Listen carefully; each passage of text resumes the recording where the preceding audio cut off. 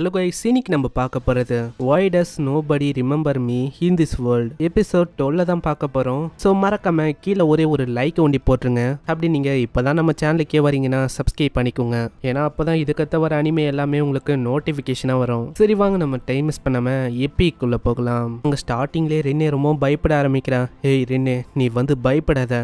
எனக்கு இப்போதான் எல்லா விஷயமும் ஞாபகம் வருது. அந்த மாஸ்டர் இதுக்கு முன்னாடி என்ன துரத்த ஆரம்பிச்சது. அந்த டைம்ல சிட் என்ன காப்பாத்தணும் அப்படின்னு சொல்லி ரொம்ப போராடினாரு. சிட்டுக்கும் அங்க ரொம்ப குழப்பமா இருந்தது. ஹேய் மாஸ்டர், நீதான் இந்த விஷயத்த பண்ணியா? இந்த உலகம் இப்படி மாறினதுக்கு காரணம் நீதானா? ஆனா அந்த மாஸ்டர் கிட்ட நாங்க கடைசியில மாட்டினதுதான் மிச்சம். அதனால நான் மாஸ்டர் கிட்ட மாட்டி ஒரு மாதிரி தனிமையில இருந்தேன். நான் திரும்ப அந்த மாதிரி தனியா இருக்க ஆசைப்படல. கவலைப்படாதேன்னு இந்த மாதிரி நான் இருக்கல.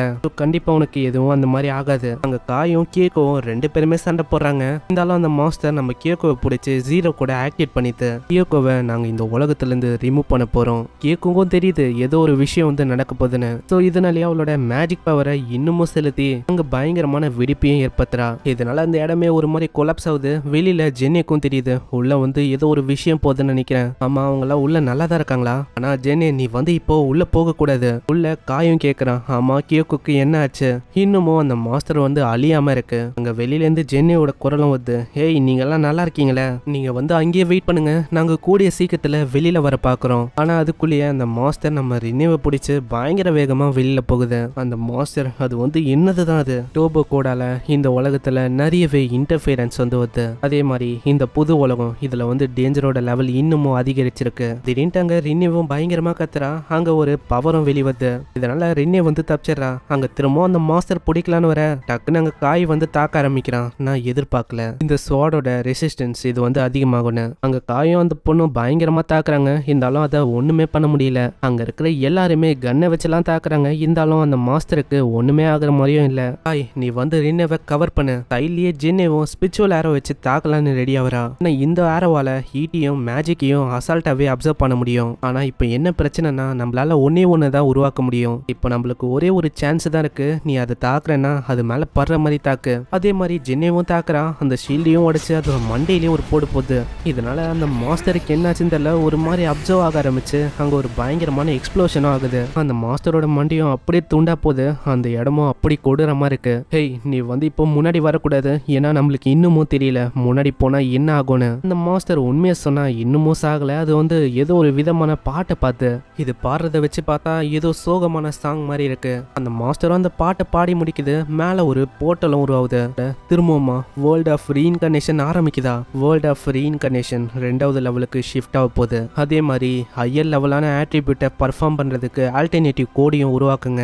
அப்படியே ஒரு ஸ்ட்ராங்கஸ்டான ஹீரோவையும் ஓவர் ரைட் பண்ணுங்க. இப்படி அந்த மாஸ்டர் சொல்லும் போதே நம்ம காய் கிட்ட இருக்கிற மாதிரியே ஒரு பெரிய சோடம் அங்க முன்னாடி வருது. அதை ஏதோ ஒரு பர்சனும் பிடிக்கிறான். யாராதுன்னு பார்த்தா சிட் தான். இந்த சைடு மித்திகல் பீஸ்டோட ஹீரோவும் சொல்றா, சிட், உன்னோட தவறால எங்களோட தலைவிதி அது அப்படியே மாறி போயிடுச்சு. இருந்தாலும் பரவாயில்ல, இந்த உலகத்துல மித்திகல் பீஸ்ட் எல்லாருமே இருக்காங்க. எங்களோட இனம் அது நாங்க துண்டு துண்டாக நாங்க விட மாட்டோம். இந்த சைடு சிட் அவன் பயங்கரமா தாக்க ஆரம்பிக்கிறான். எனக்கு தெரியும் இது சிட் இல்ல. சிட்டோட அப்பியரன்ஸை நீ அப்படியே காப்பி பண்ணிருக்க. எனக்கு நல்லாவே தெரியும் இவன் சிட் இல்ல. அங்க ரின்னேவோ தாக்கினே சொல்றான். எனக்கும் இவனை பிடிக்கல. ஏன்னா இவனை வச்சு நம்ம சிட்டை ஒரு மாதிரி கலாய்க்க பாக்குறது. லாஸ்ட் ரைசர், உன்னை நான் விட மாட்டேன். ஆனா அதுக்குள்ளேயே சிட்டும் சொல்றான், எங்களோட ஃபைனல் எட்டர்னிட்டி அது ரின்னேவை கேப்சர் பண்ணணும். இப்படி இவன் சொன்ன செகண்டே அங்க ஒரு போர்ட்டல் உருவாயி அப்படியே ரின்னே அதுக்குள்ள போயிடறா. ஹேய், என்னோட ரின்னேவை திரும்பவும் கூட. அவ எங்க போனா? அப்படியே சீன் பாஸ்ட்டுக்கு போது அவன் கடினமா ட்ரைனிங் எடுக்கும் போது அங்க ஜென்னி சொல்லிருப்பா, ஆமா எதுக்குடா எவ்வளவு கஷ்டப்பட்டு இப்படி ட்ரைனிங் எடுக்கிற? நீ என்ன ஹியூமனிட்டியோட ஹீரோ சிட் அவர மாதிரி மாறணும் அப்படின்னு ஆசைப்படுறியா? இல்ல அப்படின்னு இல்ல, இந்த மாதிரி இது என்னோட டியூட்டி. ஆனா சிட் அவர் இப்படிப்பட்டவர் இல்ல. சிட் எப்பயுமே நம்ம ரின்னேவை காப்பாத்தணும்னு நினைச்சான். ஆனா நீ சிட்டே இல்லடா. அப்படியே காய் தாக்குறான். அந்த வானத்திலயும் ஒரு போர்ட்டல் மாதிரி ஏதோ ஒரு விஷயம் உருவாகுது. இந்த சைடு ரின்னேவை காட்டுறாங்க. ரின்னேவோட மனசு ஃபுல்லாவே இதுக்கு முன்னாடி நடந்த விஷயம் தான் ஓடின்னு இருக்கு. நீ எல்லாம் எதுக்கு வாழ்ற? உனி எந்த இனம் அது கூட எங்களுக்கு தெரியல. நீ உண்மையிலேயே எதுக்கு பிறந்த? நீயும் உன்னோட கேவலமான வாழ்க்கையும். எனக்கு உங்க யாரையுமே பிடிக்கல. நான் உங்க யார் கூடயும் இருக்கவும் மாட்டேன். அதுக்கப்புறம் தான் நான் காயை சந்திச்சேன். காய் கூட நான் இருக்க ஆரம்பிச்சேன். காயை எனக்கு ரொம்ப பிடிக்கும். காயை நான் அப்படியே விட்டு போக மாட்டேன். அப்படியே செயினை உடைச்சு அவ அந்த போர்ட்டல் வழியாவே வெளில காயை காப்பாத்துறா. ஹேய் ரின்னே, உனக்கு எதுவுமே ஆகல.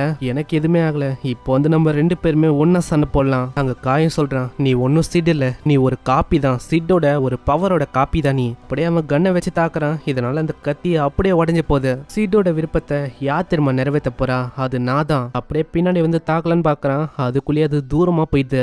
ரினேவும் காய் கிட்ட அந்த சுவாட போடுறா. கரெக்டான நேரத்துல அதை பிடிச்சி பயங்கரமா தாக்குறான். நீ என்ன நினைக்கிற? இந்த மாதிரி இந்த உலகத்தோட தலைவிதியை மாத்தலாம் நினைக்கிறியா? அதுக்கெல்லாம் வாய்ப்பே இல்ல. இந்த உலகத்தோட தலைவிதி அது வந்து ஒரு சைக்கிள் மாதிரி திரும்பவும் நடக்க போகுது. இல்ல, நீ தப்பா சொல்ற. இந்த உலகத்தோட தலைவிதியை கண்டிப்பா யாராச்சும் ஒருத்தங்களால மாத்த முடியும். அதே மாதிரி அவன் தாக்குறான். அந்த மாஸ்டரும் அப்படியே துண்டாகுது. அந்த மாஸ்டரும் சொல்லுது சிட் மறைறாரு. அப்படியே சிட்டும் மஞ்சு போறான். அங்க பின்னாடியே ரினேவும் அந்த போர்ட்டலை நோக்கி நிக்கிறா. அங்க காய்க்கும் ஒண்ணுமே புரியல. அப்படியே சீன் பாஸ்டுக்கு போகுது. அவனுக்கு எப்பயுமே ஒரு கனவு வரும்ல, ஏதோ ஒரு ஸ்வாட் எடுக்கிற மாதிரி. அந்த கனவுக்குள்ள அப்படியே அவன் ஸ்வாட் எடுக்க போறான். அங்க பார்த்தா ஸ்வாடுக்கு பதில் ரின்னே இருக்கா. சீன் அப்படியே பிரசன்ட்டுக்கு வந்து அங்க காய் எழுந்தோடனே ரின்னே வந்து சொல்றா, காய் நீ வந்து எழுந்துட்டியா?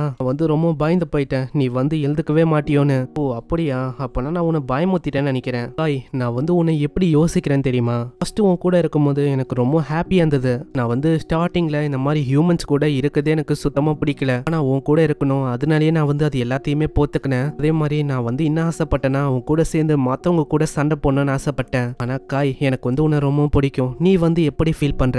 நீ என்னை பத்தி இன்னும் யோசிக்கிற? அங்க காயும் ஏதோ ஒரு விஷயத்த சொல்லான்னு வருவானா, அதுக்குள்ளேயே ரெண்டு பேரும் டோரை தொந்துன்னு வராங்க. அவங்க நிக்கிற பொசிஷனும் ஒரு மாதிரி இருக்கும். அதனாலேயே அவங்க ரெண்டு பேரும் அப்படியே தள்ளி விட்டுறாங்க. ஆமா நீங்க ரெண்டு பேரும் இங்க என்ன பண்ணிருக்கீங்க? இந்த மாதிரி இடத்துல நீங்க இந்த மாதிரி விஷயத்தெல்லாம் பண்ணக்கூடாது. ஆமா நீங்க எல்லாம் எதுக்கு எவ்வளவு சீக்கிரம் வந்தீங்க? இப்போன்னு பார்த்தா நீங்க வருவீங்க. சரி ஏதோ ஒண்ணு காய், இந்த மாதிரி நீ 3 நாளா எழுந்துக்கவே இல்லை தெரியுமா? என்னது 3 நாளாவா? ஆமா இப்ப நம்ம எங்க இருக்கோம்? நீ லாஸ்ட் ரைசரை தோக்கடிச்சக்கு அப்புறம் அப்படியே மயங்கி போயிட்ட. அதுக்கப்புறம் நாங்க சீக்கிரமாவே யூலன் ரெபல்லியன் ஹாஸ்பிட்டலுக்கு உன்னை கொண்டு வந்தோம். ரின்னுக்கு பிரச்சனை இல்ல, அவ கொஞ்ச நேரத்திலேயே எழுந்துட்டா. ஆனா நீ தான் ரொம்ப நாள் ஆச்சு எழுந்துக்க. ஆனா ஏதோ ஒண்ணு ரின்னு, நீ பண்ண விஷயம் வந்து ரொம்ப அன்ஃபேரா இருக்கு. காய் வந்து இந்த நிலைமையில இருக்கும் போதும் நீ வந்து இதை ஒரு அட்வான்டேஜா யூஸ் பண்ணிக்கலாம் அப்படின்னு பாக்குற. நான் வந்து என்ன பண்ணேன்? உண்மையா சொன்னா நேத்து நைட்டு முழுக்கவே நீ தான் நம்ம காயோட கையை பிடிச்சுன்னு இங்கே இருந்த. அதே மாதிரி நம்ம ரேரன் அவ ஒண்டி சும்மா இல்ல, அவளும் அதே தான் இங்கே தான் இருந்தா. வெறுமா நம்ம காய்க்கு ட்ரீட்மெண்ட்டை தான் பார்த்தேன். சோ வேற ஒண்ணுமே பண்ணல. ஆனா நீங்க பார்த்தா இப்படி சொல்றீங்க. சரி இந்த மாதிரி நீங்க என்ன விஷயத்த பேசுறீங்க எனக்கு ஒண்ணுமே புரியல. இதுக்கப்புறம் அவங்க எல்லாருமே ஒரே இடத்துக்கு வராங்க. அங்க கீகோ இன்னமும் உயிரோட இருக்கா. கேக்கோ உனக்கு வந்து எதுவுமே ஆகல, ரொம்ப சந்தோஷமா இருக்கு எனக்கு.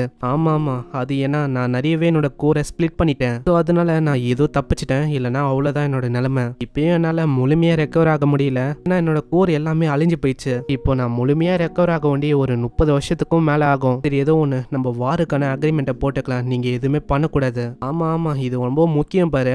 நாங்கள் வந்து ப்ராமிஸாக உடைக்க மாட்டோம். அப்படியும் நாங்கள் உடைக்கிற மாதிரி இருந்தா நாங்கள் நினைச்சா அவங்கள மாதிரி இருக்கிற வீக்லிங்ஸை அசால்ட்டாக எங்களால் தோக்கடிக்க முடியும். சரி ஏதோ ஒன்றுப்பா, இந்த மாதிரி இந்த ஸ்டாச்சுவை நீங்கள் 2 பேருமே எதுவுமே பண்ணக்கூடாது.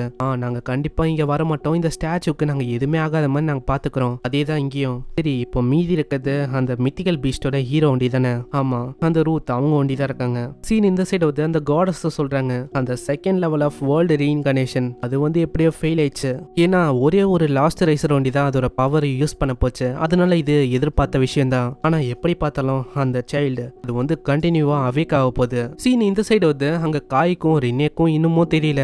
செலஸ்டியோட ஸ்டாச்சு அது வந்து நம்ம பார்த்த அந்த கடவுளோட ஸ்டாச்சு மாதிரியே தானா? இந்த சைடு அந்த கடவுளும் சொல்றாங்க இப்போ ரின்னே காய் உங்க கையில தான் இருக்கு. உங்களால இந்த தலைவிதி இதை வந்து எதிர்க்க முடியுமா? ஏன்னா வேர்ல்ட் ஆஃப் ரீஇன்கார்னேஷன் இது வந்து ஒரு சூழல் மாதிரி தான். இந்த சைடு அங்க காயம் சொல்றான் எனக்கு வந்து தெரியல ரின்னே இந்த மாதிரி அது என்னன்னு. ஏன்னா சிட் வந்து என்ன நம்புறாரு. நான் வந்து உன்னை ப்ரொடெக்ட் பண்ணணும். அதே மாதிரி இந்த உலகத்துல இருக்க அந்த 5 ரேசஸ்க்கான வாரையுமே நான் எண்டாக்கணும். ஸோ அதனால நம்ம 2 பேருமே ஒன்னாவே பண்ணலாம் ரின்னே, வா என் கூட. இப்படி அவங்க போறதோட இங்கேயே இந்த எபிசோட முடியுது. இதுக்கு சீசன் 2 இருக்கான்னு கேட்டா எனக்கு சரியா தெரியல. இன்னமும் அதை கன்ஃபார்மும் பண்ணல. அப்படி இதுக்கு சீசன் 2 இருக்குன்னா நம்ம கண்டிப்பா அதை பார்க்கலாம். எனக்கு தெரிஞ்ச இதுக்கு சீசன் 2 வருமானு கேட்டா அது ஒரு டவுட்டான விஷயம் தான். சரி ஏதோ ஒன்று வந்தா அதுக்கான சப்போர்ட்டையும் கொடுப்பீங்கன்னு நினைக்கிறேன். அனிமே உங்களுக்கு பிடிச்சிருந்ததா அந்த விஷயத்தையும் கீழே வந்து சொல்றேங்க. இதுக்கப்புறம் தான் நம்ம சேனல்ல வேற லெவலான அனிமே எல்லாம் பார்க்க போறோம். ஸோ மறக்காம சப்ஸ்கிரைப் பண்ணிக்கோங்க. அதே மாதிரி கீழே ஒரே ஒரு லைக்கை ஒண்டி போட்டுருங்க. இவங்க இந்த அனிமேவை இங்கேயே முடிச்சனால நானும் இந்த அனிமேவோட சீசன் 1 இங்கேயே முடிச்சுக்கிறேன். உங்களை நெக்ஸ்ட் ஒரு வேற லெவலான அனிமேல சந்திக்கிறேன். தேங்க்யூ ஃபார் வாட்சிங்.